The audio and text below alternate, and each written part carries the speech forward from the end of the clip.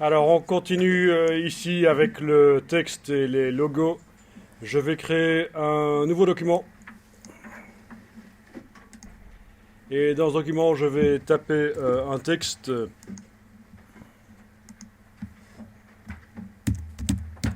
Voilà. Avec l'outil transformation manuelle, je vais l'agrandir.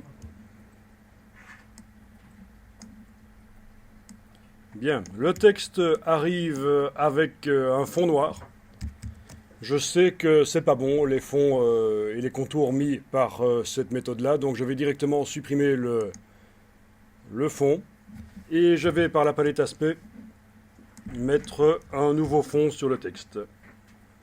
Donc c'est bien la ligne de base qui est sélectionnée actuellement. Par la palette aspect, ajouter un nouveau fond, voilà. Et là je pourrais avoir des fonds multiples comme on a fait tout à l'heure sur les formes, c'est possible aussi. Alors, le contour, je vais en mettre un. C'est-à-dire que je détermine ici la couleur du contour et son épaisseur.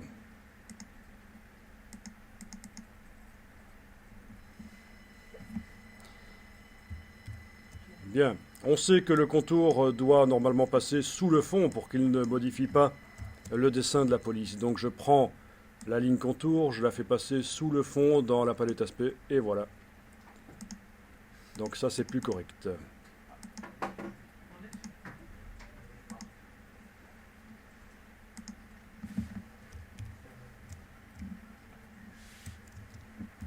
Donc en fait le problème, si tu n'arrives pas à faire passer le contour sous le fond, c'est parce que tu es au niveau des caractères. Donc ce que tu dois faire, c'est supprimer le contour et le fond. Donc une diagonale rouge au niveau des caractères. Puis tu double-cliques sur le mot texte. Et là, c'est comme si on travaillait sur la ligne en fait. Hein. Et là, tu mets le fond et le contour et tu déplaces le contour sous le fond.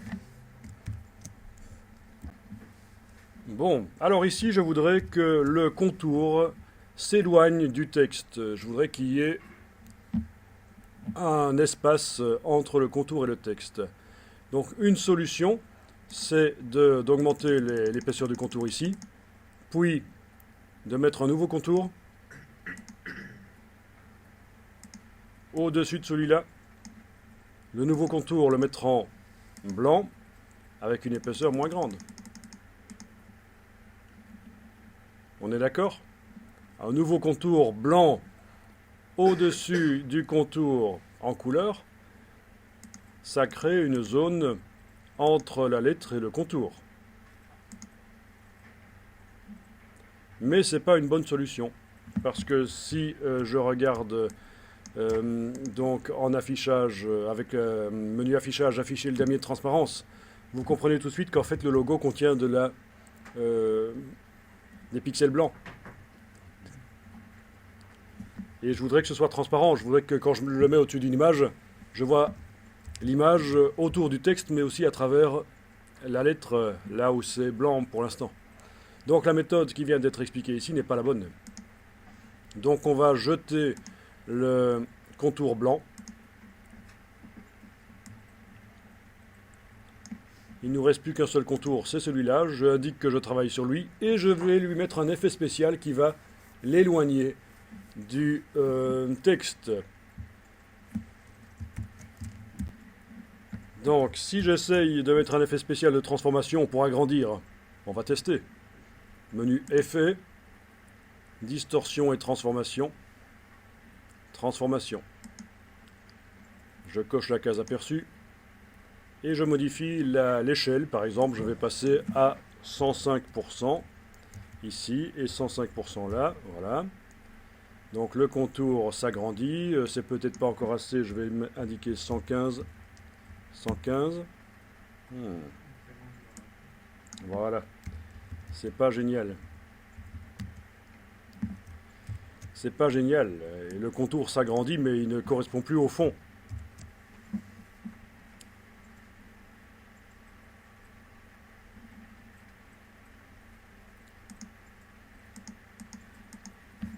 Bon, il faut que je clique sur OK ici. Voilà. Donc j'ai un effet de transformation qui a été mis sur le texte. Et si je modifie ici, bon, ça ne change rien du tout. Si, ça peut changer quelque chose quand même, oui. 4 points. 4 points augmentés de ça. Et voilà ce que ça donne. Bon, c'est pas la bonne solution. Vous voyez que le contour s'éloigne du texte, ça ne convient plus. Ça pourrait marcher pour une lettre O bien ronde, mais pour les autres lettres, c'est foireux. Et pour un mot, encore plus foireux. Donc la transformation et agrandir uniquement le contour dans ce cas-ci, ça ne convient pas. Je vais donc jeter l'effet de transformation. Je vais revenir à 16 points comme c'était à peu près, oui. Je travaille toujours sur le contour. Alors si vous voulez éloigner le contour de l'objet, ce qu'il faut faire, c'est menu Effet, Tracer, Décalage. C'est un effet de décalage, voilà. Et vous indiquez ici la valeur de décalage, par exemple 5 mm. Voilà, ok. Il faut que je diminue le contour pour obtenir ce que je veux. Voilà. Je peux revenir sur la valeur de décalage. Je clique sur le mot décalage dans la palette aspect. 3 mm. Voilà.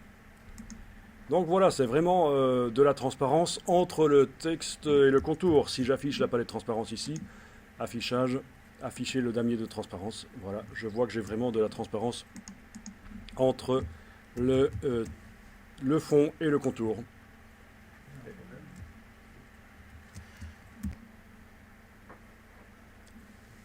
Donc ça veut dire que si je crée une forme que je fais passer sous le texte, à travers le texte, je verrai la forme.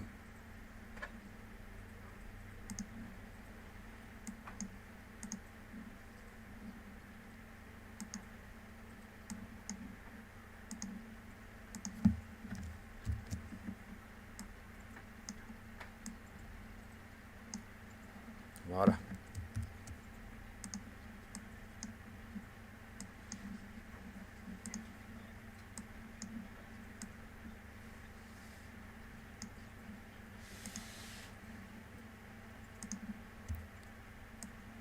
Bien, eh bien on va mettre un deuxième contour sur le texte. Donc vous sélectionnez le texte et on va mettre un deuxième contour.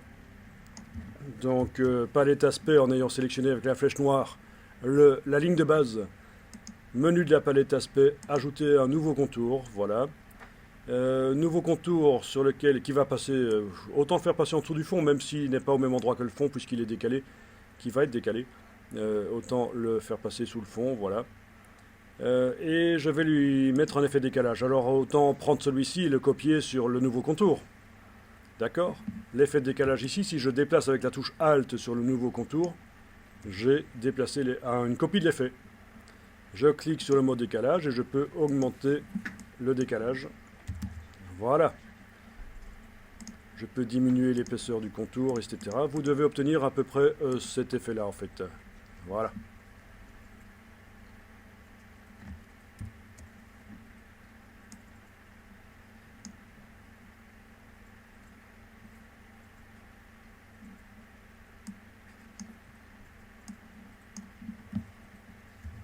Alors, je vais enregistrer le document ici parce que je n'ai pas encore enregistré. Donc, toujours dans le dossier d'aujourd'hui. Je vais appeler ça contour avec décalage. Est-ce que quelqu'un est perdu à ce stade-ci?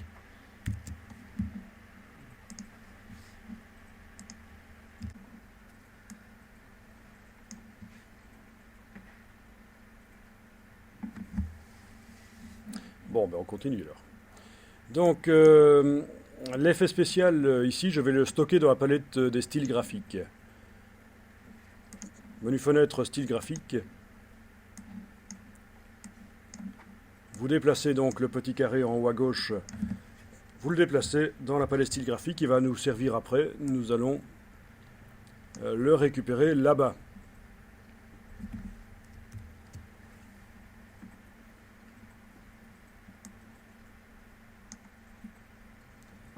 Au niveau du texte maintenant, je vais revenir à l'aspect de base. Donc dans le menu de la palette aspect, en ayant toujours la ligne du texte sélectionnée, je vais demander de réduire à l'aspect de base ou voire même d'effacer l'aspect. Voilà, c'est encore mieux.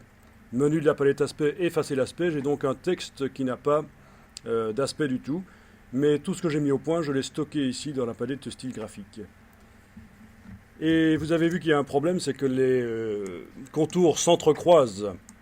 On va voir comment on peut résoudre le problème des contours qui s'entrecroisent, comment éviter ça. En fait, si les contours s'entrecroisent, c'est parce que l'aspect est appliqué sur un objet, le texte. Mais si j'applique l'aspect sur différents objets qui sont à différents niveaux, forcément, les objets vont se superposer les uns aux autres et ça devrait fonctionner. Donc, une fois que vous avez mémorisé donc, le style dans la palette style graphique, une fois que vous avez réduit, effacé l'aspect carrément sur le texte, effacer l'aspect, vous allez vectoriser le texte, menu texte, vectoriser. Donc résultat, j'ai un groupe avec différents tracés transparents. Voyons un peu ce qui se passe si sur le groupe qui est actuellement sélectionné, la double cible est là, si sur le groupe je mets le style graphique que j'ai enregistré précédemment. Je clique sur le mot style graphique. Voilà. Qu'est-ce qu'on retrouve? La même chose qu'avant. Ça c'est déjà pas mal. Si vous arrivez à faire ça, c'est déjà pas mal. Et pour éviter que les contours s'entrecroisent, on va pousser le bouchon un peu plus loin, bien entendu, mais déjà, il faut arriver à faire ça. Avoir stocké le style dans la palette style graphique, l'avoir effacé du texte, avoir vectorisé le texte, donc on a obtenu un groupe, et sur le groupe, là, je viens de mettre l'aspect. On voit qu'ici la cible du groupe dans la palette des calques est devenue grise, qui indique qu'il subit un aspect. Celui-là.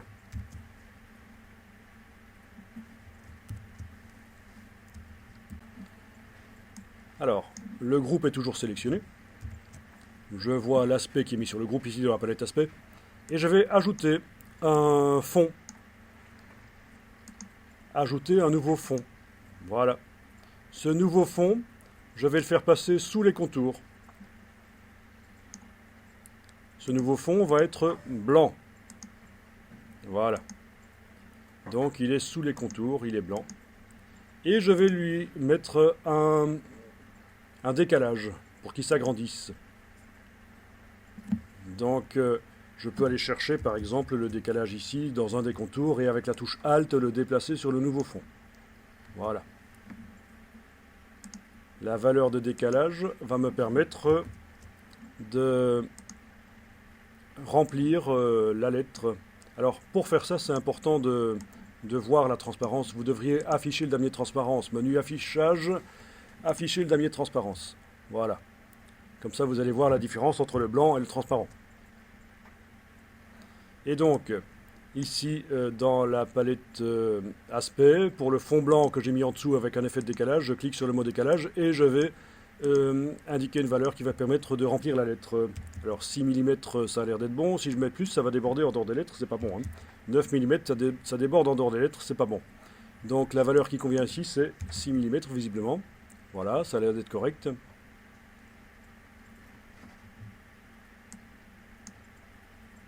Ok.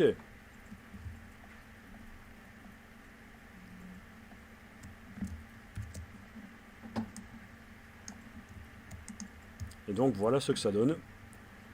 J'ai un fond blanc sur le texte et voilà, c'est toujours pas ce que je veux, mais on avance.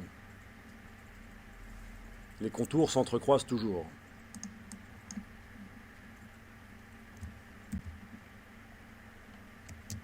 Bien. Je vais enregistrer le document sous un autre nom parce qu'il ne faudrait pas perdre ça. Voilà, toujours le même nom, mais en fait, je change l'incrément au bout du nom. Alors, ce qu'on est en train de faire là, c'est pas simple, mais on arrive au bout du processus de l'étude des contours, en fait. Des contours et des multiples et des fonds multiples dans la palette aspect. Après, nous allons étudier comment faire une forme diffuse et la mettre sur du texte aussi notamment. On va voir qu'on peut aussi utiliser des dégradés. Ça peut être intéressant aussi. Bien. Alors, le problème, c'est que l'aspect est sur tout le groupe. Donc, j'ai le même problème que ce que j'avais avant de vectoriser le texte. J'ai qu'un seul objet en quelque sorte. Donc, voilà comment je vais procéder. Je vais déplacer la pastille sans enfoncer aucune touche. Je déplace la pastille ici grise du groupe vers une des lettres. Voilà. Donc, une des lettres a reçu l'aspect. L'aspect n'est plus sur le groupe, donc les autres lettres n'ont plus l'aspect.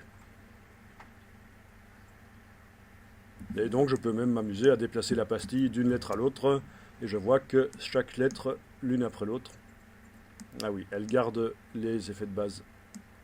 Ok.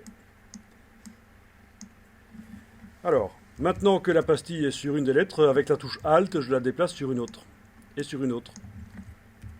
Voilà. Et qu'est-ce qui se passe? On a ce que vous voulez. Les lettres se superposent les unes aux autres. Les contours ne s'entrecroisent plus. D'accord? Donc ça c'est bien. C'est ce qu'on voulait.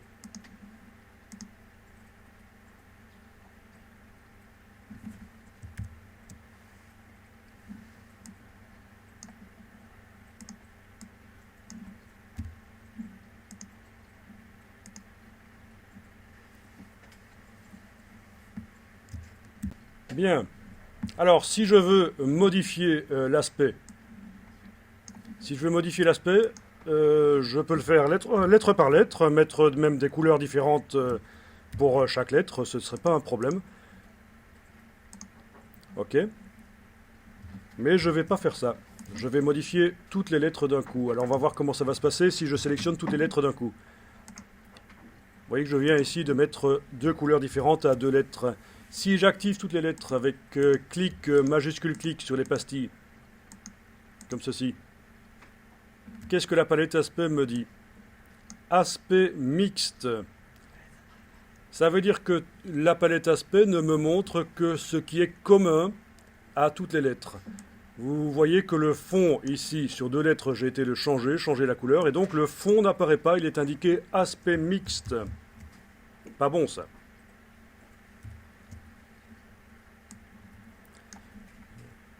Donc j'ai intérêt sur les deux lettres, les deux premières là, que j'ai été modifiées, à les mettre la même couleur que sur l'autre.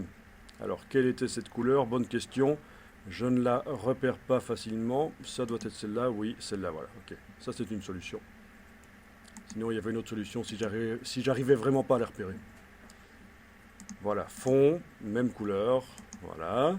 À partir de là, si je fais clic, majuscule clic pour sélectionner toutes les lettres, par les petites pastilles, la palette aspect me montre le fond du dessus parce qu'il est commun à toutes les lettres. Voilà, c'est comme ça que ça fonctionne. Quand on sélectionne plusieurs objets, la palette aspect ne va montrer que ce qui est commun aux objets. Et je pourrais modifier ça à plusieurs objets d'un coup, mais uniquement ce qui est commun.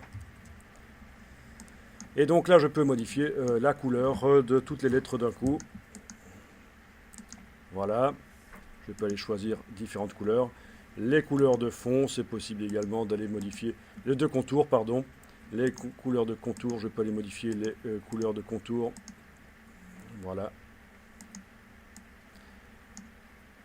Bien.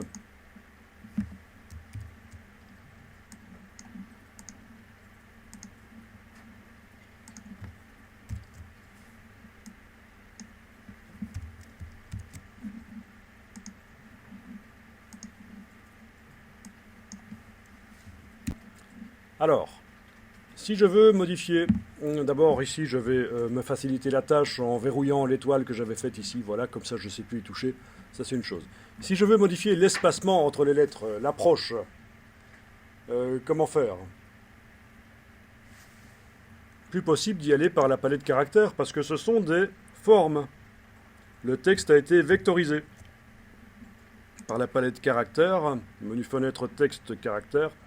Je ne vais pas pouvoir modifier l'approche. Ce n'est plus du texte en fait.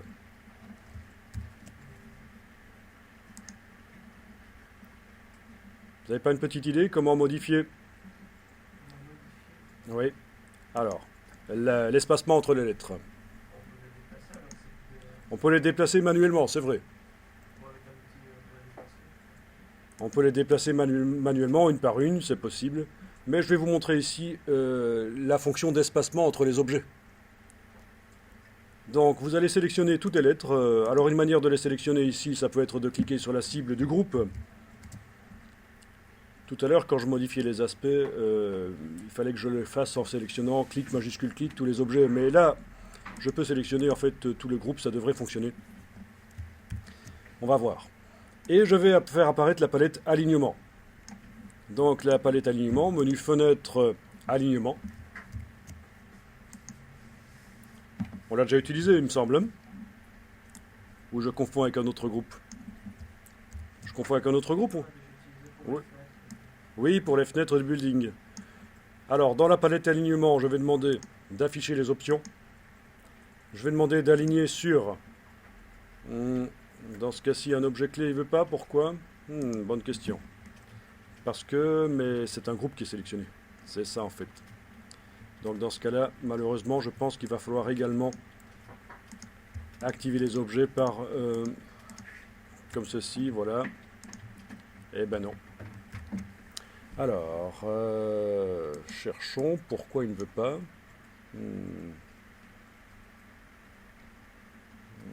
Il y a toujours une petite astuce à trouver. Est-ce que c'est parce que c'est groupé? Oui, c'est ça, évidemment. On ne sait pas modifier l'espacement automatiquement sur des objets qui sont groupés. Donc je vais dégrouper. Donc voilà, je sélectionne le groupe, je vais dans Objet, Dissocier. Objet dissocié. Donc tous mes objets sont sélectionnés, mais ils ne sont plus dans un groupe. Et à partir de là, je peux demander, en effet, aligner sur un objet clé. Haha. Alors, quel est l'objet qui ne doit pas bouger? Ben, vous décidez, en cliquant dessus. Est-ce que c'est le A? Est-ce que c'est le K? Est-ce que c'est le milieu du mot qui ne doit pas bouger? Est-ce que ça doit bouger de gauche vers la gauche et la droite? Pourquoi pas? Allez, je vais dire que c'est le A central ici qui ne doit pas bouger. Donc, quand je fais aligner sur un objet clé, j'ai cliqué là-dessus et on voit qu'il est indiqué comme étant l'objet clé. Je vous rappelle que j'ai dû dégrouper parce qu'on ne sait pas faire un alignement sur un groupe. Oh, j'aurais peut-être pu entrer aussi en mode isolation dans le groupe. Ça aurait pu marcher. Donc j'aurais pu garder le groupe et faire ce que je fais ici. Mais le mode isolation, c'est un peu compliqué. Bien, alors à partir de là, vous avez ici l'espacement qui est réglable et je peux indiquer par exemple 10 mm. Voyons un peu, ceci est pour distribuer horizontalement l'espace, voilà, 10 mm. Je vais essayer 40. Voilà, waouh, c'est beaucoup 40. Enfin, vous voyez, vous arrivez à gérer comme ça l'espacement entre plusieurs objets d'un coup. Alors ce qu'on est en train de faire ici pour des lettres serait évidemment très utile aussi pour des objets. Ou des images. J'ai plusieurs images, je veux gérer l'espacement entre les images automatiquement, je peux le faire par là. Voilà, si je mets 0, tiens, qu'est-ce qui se passe? Voilà, ok. 5. Bon, là ça va alors, vous avez vu qu'on peut, autrement que manuellement, on peut vraiment régler l'espacement entre les lettres par cette méthode-là. Bien entendu, pour... une fois que c'est fait, je peux avec la flèche noire aller cliquer sur une lettre et avec la touche majuscule la déplacer. Ou alors avec les flèches au clavier aussi. Une fois qu'une lettre est sélectionnée, on peut la bouger avec les flèches au clavier. Donc c'est pour un peu régler l'approche de paire en quelque sorte là. Après avoir fait l'approche de groupe grâce à la répartition d'espacement, je peux faire l'approche de paire comme ceci. Est-ce que ça a été? Toutes les lettres se sont mélangées et tu n'aurais pas fait un espacement négatif par hasard? Non, elles se sont mélangées. Alors on recommence. On sélectionne les lettres. Aligner sur un objet clé. Quel objet clé? Le A par exemple. Et on met une valeur ici. Essaie de mettre 8 et de cliquer là-dessus. Maintenant, tu n'as peut-être pas des lettres avec la même dimension que moi, donc le 8 ne convient peut-être pas. En tout cas, voilà, tu vas arriver à régler l'espacement entre les objets. Ce sont des objets.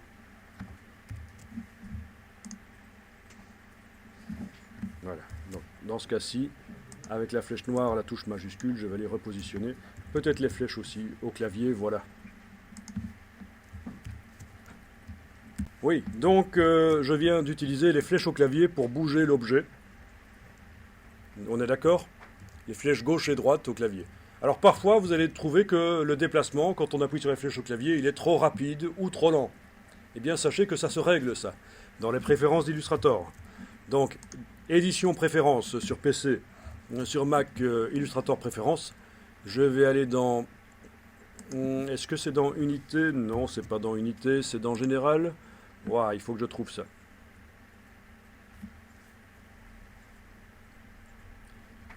Il faut que je trouve quelque chose qui s'appelle incrément. Eh ben.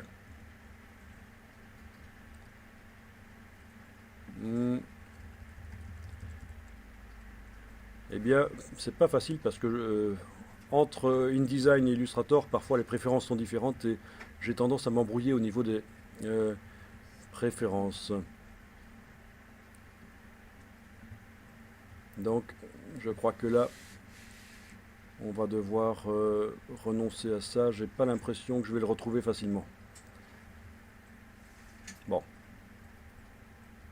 Vous le voyez pas, hein? Bon, ben tant pis. Si, c'est ici. Voilà, général. C'est ça, voilà. Ah, il faut persévérer, hein. Dans la préférence générale, vous avez ici incrément clavier. Donc actuellement, on voit que chaque fois qu'on enfonce la flèche sur le clavier, ça me déplace l'objet de 3 dixièmes de millimètre en fait, hein, 0,3 mm. Alors je vais indiquer autre chose ici. Si je veux que ça aille plus vite, ben, je vais indiquer 2 mm. Ok. Ça veut dire que maintenant, quand j'ai un objet sélectionné et que je déplace au clavier, ben, ça déplace plus vite. Donc parfois, vous aurez besoin de faire ça. Bon, vous avez aussi la possibilité, c'est vrai, d'enfoncer la touche majuscule pour que ça fasse 10 fois plus vite. Ça, on sait.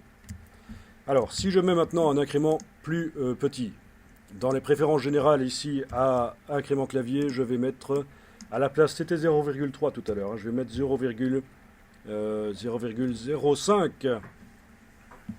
Donc un vingtième de millimètre quand j'utilise les touches au clavier. Ça se déplace vraiment très lentement. Ça peut parfois être intéressant pour placer très précisément des objets grâce aux touches sur le clavier. Touche majuscule, ça va 10 fois plus vite. Mais 10 fois plus vite, c'est pas vraiment beaucoup plus vite dans ce cas-ci. Bien. Donc ce qu'on vient de voir là est vraiment très utile. Ça va vous permettre de déplacer les objets sur le plan de travail avec les flèches et d'éviter de devoir appuyer 300 fois pour déplacer un objet. Vous allez pouvoir les modifier au besoin, quand vous avez besoin. Vous allez modifier d'une manière ou d'une autre l'incrément. Vous mettez très petit ou très grand, c'est vous qui voyez. Bon, je vais remettre à 1 mm ici. Comme ça, ça déplace de 1 mm. Bien. Eh bien, on a déjà vu pas mal de choses ici.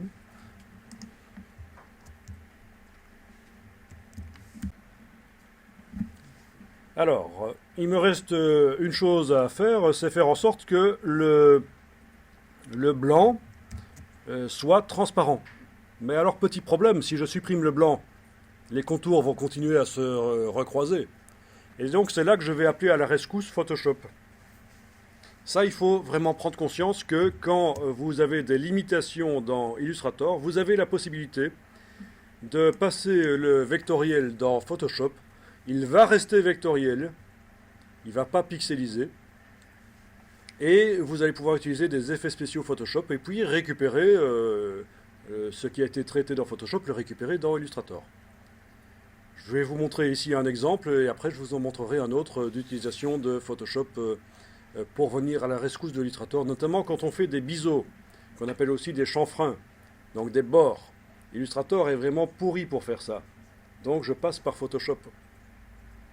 Mais ça demande pas de temps, non, ça demande pas de temps du tout, mais ça demande une bonne gestion des fichiers, de l'ordre. Si on n'a pas d'ordre, ça devient complètement foireux. Et vous allez comprendre pourquoi plus tard. Mais en tout cas, voilà, ici, je vais enlever l'étoile de mon illustration. Donc il n'y a plus que le texte qui va apparaître. Je vais enlever l'œil en face, voilà. Et je vais enregistrer le document ici. Je vais l'appeler logo multi-contour de Adobe Illustrator. Voilà. Bien, donc je viens d'enregistrer ceci. Ah oui, au fait, quand on fait ça, il faut que le plan de travail englobe le logo. Si vous avez votre plan de travail qui est de ce style-là, pour travailler dans Illustrator, ça ne posera pas de problème. Mais pour le récupérer dans Photoshop, vous pouvez dire adieu au cas, il n'apparaîtra pas. Donc le plan de travail doit absolument englober le logo d'une manière ou d'une autre, plus ou moins large. Ouais, pas trop large quand même, c'est pas plus mal. Donc au besoin, là, vous modifiez par l'outil plan de travail, vous modifiez le plan de travail pour qu'il englobe notre logo. Voilà. Et j'enregistre. Bien. Alors, on va dans Photoshop. Est-ce que vous avez déjà lancé Photoshop? Dans Photoshop, je vais ouvrir le logo. Alors vous allez dire, mais monsieur, vous avez dit qu'il faut jamais ouvrir du vectoriel dans Photoshop, il faut l'importer. C'est vrai, mais ici c'est un petit truc rapide pour trouver, pour faire un document Photoshop qui a directement la bonne dimension du logo. Vous allez comprendre. Donc vous ouvrez le logo que vous venez de créer dans Illustrator. Vous avez ceci qui apparaît. Vous cliquez sur OK, c'est bon comme ça. Et voilà. Bien. Alors, Photoshop, qu'est-ce qu'il m'a créé? Je vais aller voir dans la palette des calques. Photoshop m'a créé un calque qui contient des pixels. Donc il a pixelisé le logo à l'ouverture. Ce n'est pas un objet dynamique, ce sont des pixels. Ça veut dire que si je zoome, bah, je vois des pixels. Donc j'ai perdu le bénéfice du vectoriel, c'est-à-dire d'avoir des formes super nettes. C'est flou. C'est pas bon. Et c'est là que je vais en fait jeter le calque. Alors, il ne veut pas le jeter. Super.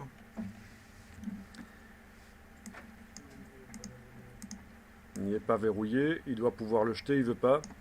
Ok, c'est pas grave. On va supprimer. Oui, c'est pour ça. Ben oui, forcément, il faut un calque. Sélection, tout sélectionner, touche suppression. Voilà. On fait comme ça. On ne peut pas le jeter. Parce qu'il faut au moins un calque, en fait. Logique. Hein. Donc, sélection, tout sélectionner dans Photoshop et touche suppression sur le clavier pour supprimer ce qui est sélectionné. Et puis, je peux désélectionner. Bon, ça, c'est pas bien difficile à faire. Hein.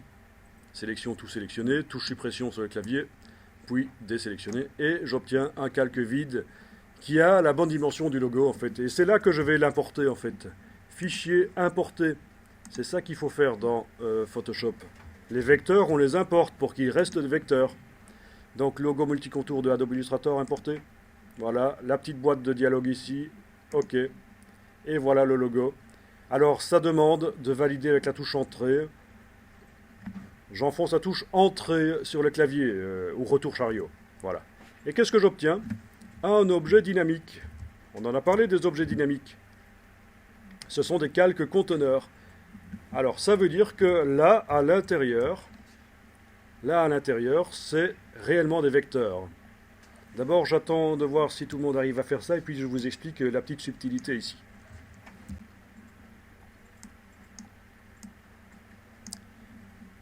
Donc, la subtilité, c'est que le calque conteneur contient les vecteurs Illustrator. Les vecteurs, c'est insensible au nombre de pixels, mais l'image, elle a un certain nombre de pixels. Image, taille de l'image. Elle fait 2663 sur 667. D'accord. Alors faites ça. Allez dans le menu Image, taille de l'image. Et ici, on va par exemple indiquer, en ayant rééchantillonnage coché, donc le moteur de multiplication et de division du nombre de pixels, vous allez passer à pourcentage et vous allez par exemple indiquer 15%. Voilà. OK. Résultat. Vous avez multiplié énormément le nombre de pixels qui sont dans l'image et votre logo paraît tout à fait pixelisé, pourri. Donc je vous rappelle, ce qui est subtil ici, c'est que le calque conteneur, l'objet dynamique, contient les vecteurs. Si je remultiplie les pixels de l'image, il va redevenir net le logo. En fait, c'est comme si l'image était une fenêtre à travers laquelle je vois le logo vectoriel. Si l'image contient peu de pixels, c'est comme si la fenêtre était sale.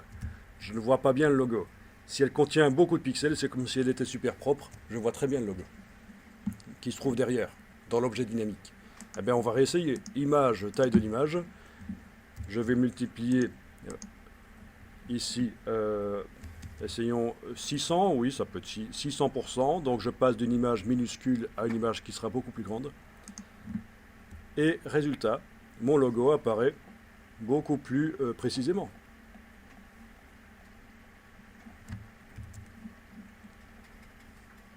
Et oui. Et donc je vous rappelle que quand vous avez un objet dynamique, il faut surtout refuser la pixelisation. Quand vous essayez par hasard avec le pinceau de dessiner sur l'image, Photoshop vous dit « vous devez pixeliser ». Mais c'est pas vrai en fait. Vous annulez la pixelisation. Il faut surtout garder la chose vectorielle ici. Alors, je vous rappelle que dans ce cas-ci, pourquoi est-ce que je fais passer le logo par Photoshop? C'est parce que je veux utiliser une fonction de Photoshop que je ne trouve pas dans Illustrator, c'est l'écrêtage par luminosité. Alors on y va. On va double-cliquer sur la droite du nom du calque et on obtient les options de fusion. Donc je double-clique à la droite du nom du calque dans Photoshop. J'obtiens les options de fusion. Et ici, je vais bouger le curseur de droite au-dessus. Je le bouge vers la gauche. Et voilà. Ce qui est blanc est devenu transparent. Ce qui est blanc est devenu transparent.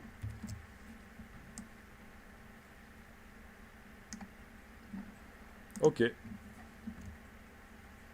Donc j'ai fait de l'écrêtage de luminosité. Je peux peut-être y aller encore plus fort. Voilà. Ah oui. Alors, vous voyez que ça pixelise. On voit des escaliers. Si vous enfoncez la touche Alt, vous allez pouvoir séparer en deux le petit curseur ici et ça va être plus lissé. Voilà. Donc, n'hésitez pas. Je vais zoomer pour qu'on voit bien. N'hésitez pas à enfoncer la touche Alt pour séparer le curseur en deux, pour avoir quand même un lissage sur le bord du logo pour que ce ne soit pas trop en escalier. Ok. Et alors ce logo, je vais l'enregistrer au format Photoshop. Donc je vais l'appeler par exemple le logo multicontour de AI. Et cette fois-ci, c'est la version passée dans Photoshop. Et je l'enregistre au format Photoshop.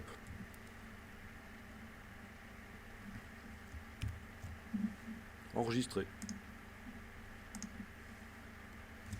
À partir de là, je vais créer un nouveau document dans Illustrator. Par exemple, nouveau document en format A3 horizontal pour faire une affiche verticale, pardon, A3 verticale.